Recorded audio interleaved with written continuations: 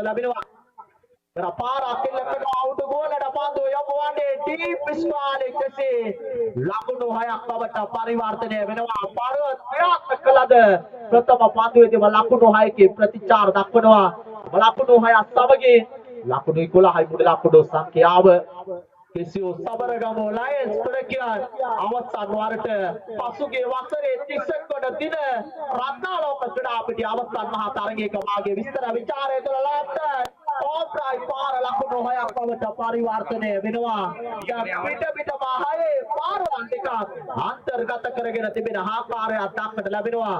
ලකුණු 17යි මුළු ලකුණු සංඛ්‍යාව මේ ලක්ෂයක තරගයක් මේ ඔබ ඉදිරියේ දිස්වානේ රක්වාන නගර සභා ක්‍රීඩා පිටිය තුළ ගහබර ක්‍රීඩාවලිය තෝතුනේ පන්දු ආට බැගින් යොමු කරන එක්කෙනෙකුට සීමා කර තිබෙන්නේ අවසන් මහා තරගයේ පමා වී තරග ආරම්භ වීම මෙවන් වූ ඛේදවාචකයකට මූලපාමර සිදුවුනේ දාබර ක්‍රීඩාවලිය තෝතුනේ තුම්වන හයේ පාර කල හනාවකිය සාර්ථකයි දාබර ක්‍රීඩාවලිය තෝතුනේ පිට මහයේ පාරවල් තුනකින් ප්‍රතිචාර දක්වන්නේ ඔබගේ පළාතේ